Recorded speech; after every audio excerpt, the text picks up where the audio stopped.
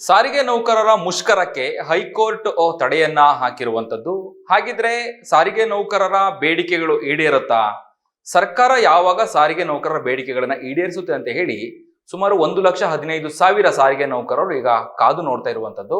ಹಾಗಿದ್ರೆ ಜಂಟಿ ಕ್ರಿಯಾ ಸಮಿತಿ ಮತ್ತೆ ಸಾರಿಗೆ ನಿಗಮಗಳ ಮುಂದೆ ಇರುವಂತಹ ಅವಕಾಶಗಳೇನು, ಏನ್ ತೀರ್ಮಾನ ತೆಗೆದುಕೊಳ್ತಾರೆ, ಈ ಬಗ್ಗೆ ಮಾತನಾಡಲಿಕ್ಕೆ ನಮ್ಮೊಂದಿಗೆ ಸದ್ಯ ಸಾರಿಗೆ ಫೆಡರೇಷನ್ ಅಧ್ಯಕ್ಷೆಯಾಗಿರುವಂತಹ ಜ್ಯೋತಿ ಅನಂತ ಸುಬ್ರವ್ ಅವರು ಕರ್ನಾಟಕ ಟಿವಿಯೊಂದಿಗಿದ್ದಾರೆ. ಅವರ ನಾವು ಮಾತನಾಡಿಸ್ತಾ ಹೋಗೋಣ.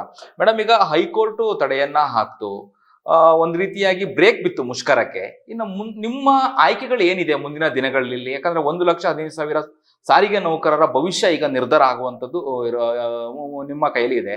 ಏನ್ ತೀರ್ಮಾನ ತೆಗೆದುಕೊಂಡಿದ್ದೀರಿ, ಹೇಗೆ ಏನು ಅಂತ? ಈಗ ನಮಗೆ ನಿನ್ನೆ ಏನು ಕೋರ್ಟ್ PIL ವಿಚಾರಣೆ ಮಾಡಿ ಒಂದು ನಮ್ಮ ಮುಷ್ಕರಕ್ಕೆ ಒಂದು ನಿರ್ಬಂಧ ಹೇರಿದೆ.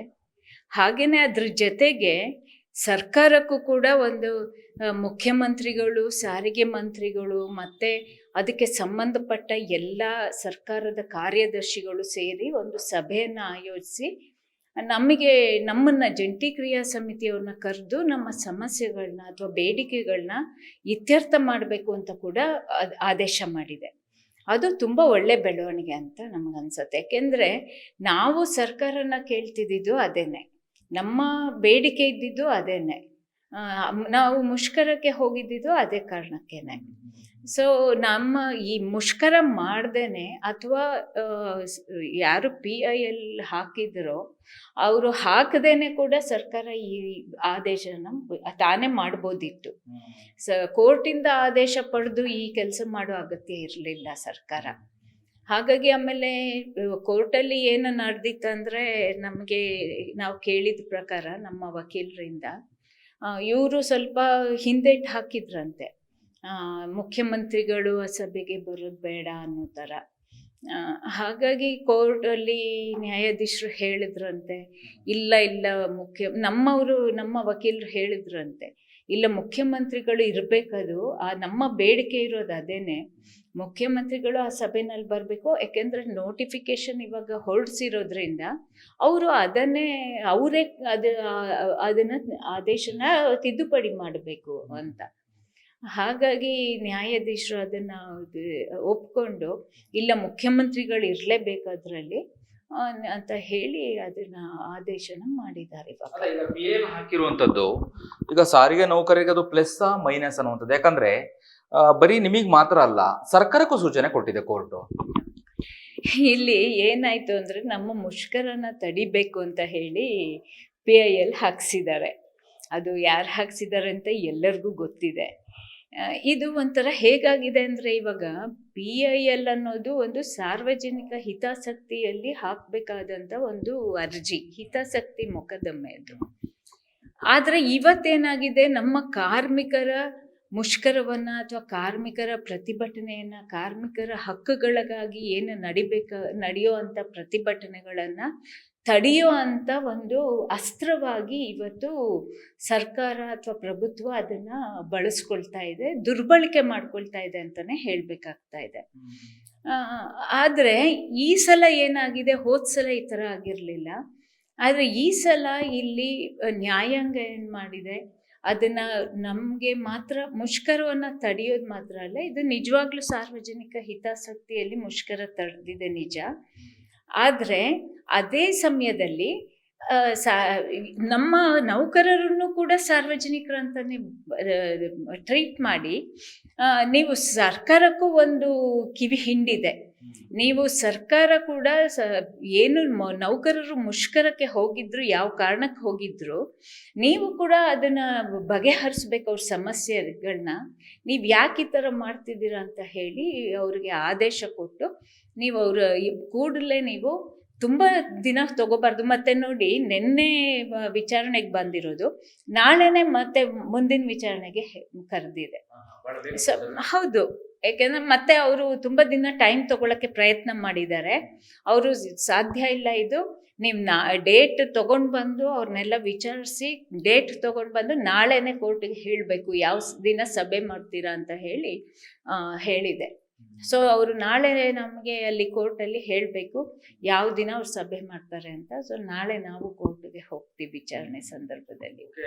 ಹಾಗಾದ್ರೆ ಇನ್ನ ಶಾರ್ಟ್ ಪೀರಿಯಡ್ ಅಲ್ಲಿ ಹಾಗಾದ್ರೆ ಸಾರಿಗೆ ನೌಕರರ ಬೇಡಿಕೆಗಳು ಈಡೇರುತ್ತೆ ಅನ್ನುವಂತಹ ಭರವಸೆ ಸಿಕ್ದಂಗ ಇದೆಯಾ ಅಥವಾ ಏನು ಅಂತ? ನಮಗಂತೂ ಆ ಭರವಸೆ ಇದೆ. ಯಾಕೆಂದರೆ ಸರ್ಕಾರಕ್ಕೆ ಬೇರೆ ವಿಧಿ ಇಲ್ಲ ಅನ್ಸುತ್ತೆ, ಬೇರೆ ದಾರಿ ಇಲ್ಲ ಅಂತ ಕಾಣ್ತಾ ಇದೆ. ಮತ್ತು ಸರ್ಕಾರನೂ ಕೂಡ ಇವಾಗ ನಾವು ಮನೇನೋ ಹೇಳ್ದಾಗೆ ಮೊಂಡೆತನ ಮಾಡಬಾರ್ದು. ಇವಾಗ ಎಷ್ಟು ದಿನ ಅಂತ ಹೀಗೇನೆ ನೋಡಿ 2.5 ವರ್ಷದಿಂದ ನಾವು ಮಾತುಕತೆ ಸಂಧಾನ ಇದೆಲ್ಲ ಆಗಿದೆ. ನಮ್ಮ ಬೇರೆ ಬೇರೆ ಥರ ಶಾಂತಿಯುತವಾದ ಹೋರಾಟಗಳು ಆಗಿದೆ, ಸಮಾವೇಶಗಳಾಗಿದೆ. ಅವರಿಗೆ ಸಾಕಷ್ಟು ಸಲ ನಾವು ಹೇಳಿದ್ದೀವಿ, ಅವ್ರ ಗಮನಕ್ಕೆ ತಂದಿದ್ದೀವಿ. ಅದನ್ನು ಏನೋ ಬೇರೆ ಥರ ನೀವು BJP ಸರ್ಕಾರದ ಪೀರಿಯಡಲ್ಲಿ ಮಾಡಿದ್ದಿದ್ದು ಅಂತ ಅವ್ರ ಮೇಲೆ ಹೊರ್ಸೋಕ್ಕೆ ಹೋಗ್ತಾ ಇದ್ದಾರೆ. ಸರಿ, ನಾವು ಹೇಳೋದು ಆಯ್ತು, ಅವ್ರು ತಪ್ಪು ಮಾಡಿದ್ರು, ನೀವು ಯಾಕೆ ತಪ್ಪು ಮಾಡೋಕ್ಕೆ ಹೋಗ್ತಾ ಇದ್ದೀರಾ? ನಾವು ಅವ್ರು ತಪ್ಪು ಮಾಡಿದ್ರು ನೀವು ಸರಿ ಮಾಡಿ ಅಂತ ಹೇಳಿ ನಾವು ನಿಮ್ಮನ್ನು ಕೇಳ್ತಾ ಇದ್ದೀವಿ, ನಿಮ್ಮನ್ನು ಆರಿಸಿ ತಂದಿದ್ದೀವಿ. ಹಾಗಾಗಿ ನೀವು ಅದನ್ನು ಸರಿಪಡಿಸಿ. ನೀವು ಅವ್ರು ತಪ್ಪು ಮಾಡಿದ್ದೆ ನೀವು ತಪ್ಪು ಮಾಡಿದ್ರೆ ಮುಂದೆ ನೀವು ಕೂಡ ಆಯ್ಕೆ ಆಗೋದಿಲ್ಲ. ಸೊ ಹಾಗಾಗಿ ನೀವು ಆ ಕೆಲಸ ಮಾಡಬೇಡಿ ಅಂತ ನಾವು ಸರ್ಕಾರಕ್ಕೆ ಹೇಳ್ತಾ ಇದ್ದೀವಿ. ಹಾಗಾಗಿ ಸರ್ಕಾರ ಈಗ ಆದರೂ ಒಂದು ಪ್ರಜ್ಞೆ ಇಟ್ಕೊಂಡು ಮತ್ತು ಅದನ್ನು ಅರ್ಥ ಮಾಡಿಕೊಂಡು ಅರಿವಿಗೆ ತಂದ್ಕೊಂಡು ಏನಾದರೂ ನಮ್ಮ ಬೇಡಿಕೆಗಳನ್ನ ಇತ್ಯರ್ಥಪಡಿಸ್ತು ಅಂತಂದರೆ ತುಂಬ ಒಳ್ಳೆಯದು. ಮತ್ತು ಇದು 1,15,000 ನೌಕರರು ಮಾತ್ರ ಅಲ್ಲ, 1,15,000 ಕುಟುಂಬಗಳು ಮತ್ತು ಅವರ ಸುತ್ತಮುತ್ತ ಇರುವಂಥ ಅವರ ನೆಂಟರಿಷ್ಟರಾಗ್ಬೋದು, ಅವರ ಸಂಬಂಧಿಕರು, ಅವರ ಸ್ನೇಹಿತರು, ಇದೆಲ್ಲರಿಗೂ ಕೂಡ ಈ ಸರ್ಕಾರದ ಮೇಲೆ ಒಂದು ಏನು ಅಭಿಪ್ರಾಯ ರೂಪಿಸುತ್ತೆ ಇವರು ಏನಾದರೂ ನಮ್ಮ ಬೇಡಿಕೆಗಳನ್ನ ಇತ್ಯರ್ಥಪಡಿಸಿದ್ರೆ. ಹಾಗಾಗಿ ಆಮೇಲೆ ನಮ್ಮ ಸಾರಿಗೆ ನೌಕರರು ಏನು ಬಸ್ಸುಗಳನ್ನ ಚಲಾಯಿಸ್ತಾರೆ ಅಥವಾ ಅವರು ಕೆಲಸ ಮಾಡೋ ಅಂಥ ದಾರಿನಲ್ಲಿ ರೂಟ್ಗಳಲ್ಲಿ ಅವರ ಪ್ರಯಾಣಿಕರಿರ್ತಾರೆ, ದಿನ ಅವ್ರು ಮಾತಾಡ್ಕೊಂಡು ಹೋಗುವಂಥದ್ದು ಈ ಥರ ಎಲ್ಲ. ಸೊ ಅವ್ರಿಗೂ ಕೂಡ ಇವ್ರು ಹೇಳಕ್ಕೆ ಸಾಧ್ಯ ಆಗತ್ತೆ. ನೋಡಿ, ಅವ್ರೊಂಥರ ನಗುಮುಖದಲ್ಲಿ ಕೆಲಸ ಮಾಡೋ ಹಾಗಾಗತ್ತೆ. ಹಾಗಾಗಿ ಸರ್ಕಾರಕ್ಕೆ ಒಂದು ದೊಡ್ಡ ಜವಾಬ್ದಾರಿ ಇದೆ. ಇವಾಗ ಅವ್ರೇನು ತುಂಬ ಖರ್ಚು ಮಾಡಬೇಕಾಗಿಲ್ಲ. ಏನು ಇವಾಗ 12.5% ಕೊಟ್ಟಿದ್ದಾರೆ, ಇನ್ನೊಂದು ಸ್ವಲ್ಪ ಏರಿಕೆ ಮಾಡಿ ಮತ್ತು ಆ ಡೇಟನ್ನೊಂದು ಬದಲಾಯಿಸಿದರೆ ಮಿಕ್ಕಿದ ವಿಷಯಗಳನ್ನ ನಾವು ಅದನ್ನು ಕೂತು ಮಾತಾಡಿಕೊಂಡು ಬಗೆಹರಿಸ್ಕೋಬೋದು. ಕಳೆದ 5 ವರ್ಷಗಳಿಂದ ಕೂಡ ಸಾರಿಗೆ ನೌಕರರು ಫೆಡರೇಷನ್ ಆಗಿರ್ಬೋದು, ಜಂಟಿ ಕ್ರಿಯಾ ಸಮಿತಿ ಮೇಲೆ ಒಂದು ನಂಬಿಕೆಯನ್ನು ಇಟ್ಟಿದ್ದಾರೆ, ವಿಶ್ವಾಸನ ಇಟ್ಕೊಂಡಿದ್ದಾರೆ. ಈಗಾಗಲೇ ಕಾದು ಸುಸ್ತಾಗಿದ್ದಾರೆ. ಆ ಸಾರಿಗೆ ನೌಕರರಿಗೆ ನೀವೇನು ಭರವಸೆನ ಕೊಡ್ತೀರಾ, ಏನು ಧೈರ್ಯವನ್ನು ಹೇಳ್ತೀರಾ ಈ ಮೂಲಕ? ನೋಡಿ, ಖಂಡಿತವಾಗ್ಲೂ ನಾವು ಸಾರಿಗೆ ನೌಕರರ ಜೊತೆ ಇವತ್ತಿಂದ ಅಲ್ಲ, ಬಹಳಷ್ಟು ದಶಕಗಳಿಂದನೂ ಕೆಲಸ ಮಾಡ್ತಾ ಇದ್ದೀವಿ ಮತ್ತು ಅವರ ಪರವಾಗಿ ನಾವು ಕೆಲಸ ಮಾಡ್ತಾ ಇದ್ದೀವಿ. ಹಾಗಾಗಿ ಇವತ್ತು ಕೂಡ ನಾವು ಹೇಳೋದು ಇಷ್ಟು ನಾವು ಏನು ಈ ಮುಷ್ಕರ ಕರೆ ಕೊಟ್ಟಿದ್ವಿ, ಮುಷ್ಕರಕ್ಕೆ ಮೇ 20ಕ್ಕೆ ಈ ಮುಷ್ಕರಕ್ಕೆ ಕೆಲಸ ಮಾಡಿರೋ ಅಂಥ ಮತ್ತು ಈ ಮುಷ್ಕರಕ್ಕೆ ಜೊತೆಯಾಗಿ ನಿಂತಿರುವಂಥ ಎಲ್ಲ ಕಾರ್ಮಿಕರಿಗೂ ಮೊದಲನೇದಾಗಿ ನಾವು ಅಭಿನಂದನೆ ಹೇಳ್ತೇವೆ. ಏಕೆಂದರೆ ಸಾಕಷ್ಟು ಎಲ್ಲ ನಮ್ಮ ದ್ವಾರ ಸಭೆಗಳಲ್ಲಾಗಲಿ ಅಥವಾ ನಮ್ಮ ಸಮಾವೇಶಗಳಲ್ಲಾಗಲಿ ಬಹಳಷ್ಟು ಎಲ್ಲ ಕಾರ್ಮಿಕರು ಕೂಡ ನಮ್ಮ ಜೊತೆಯಾಗಿ ನಿಂತಿದ್ರು.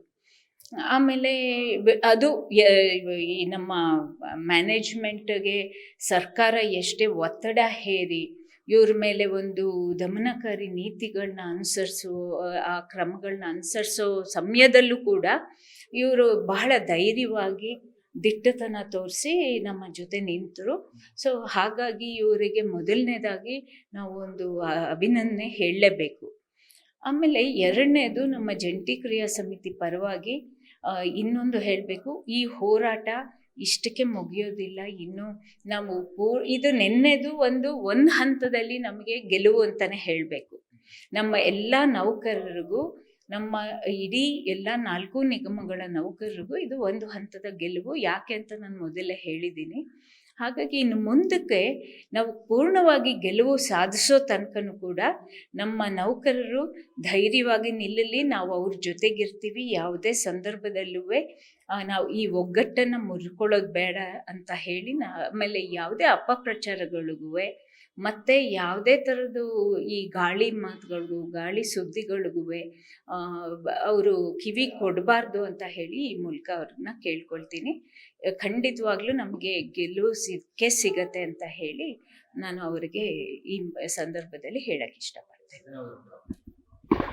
ಇದಿಷ್ಟು ಜ್ಯೋತಿ ಅನಂತ ಸುಬ್ರಾವ್ ಅವರ ಮಾತುಗಳಾಗಿತ್ತು. ಕ್ಯಾಮ್ರಾ ಪರ್ಸನ್ ನವೀನ್ ಜೊತೆ ಅಭಿಜಿತ್ ಗಣೇಶ್, ಕರ್ನಾಟಕ ಟಿವಿ, ಬೆಂಗಳೂರು. ನೀವು ಸಣ್ಣ ಆಗ್ಬೇಕಲ್ವಾ? ಅದು ಒಂದು ಉತ್ತಮ ಆಹಾರದಿಂದ ಸಣ್ಣ ಆಗ್ಬೇಕಲ್ವಾ? ಪ್ರತಿದಿನ ನಮ್ಮ ಜೀನಿ ಸ್ಲಿಮ್ ನ ಯೂಸ್ ಮಾಡಿ ಯಾವುದೇ ಸೈಡ್ ಎಫೆಕ್ಟ್ ಇಲ್ದಂಗೆ ನೀವು ಸಣ್ಣ ಆಗ್ತೀರಾ.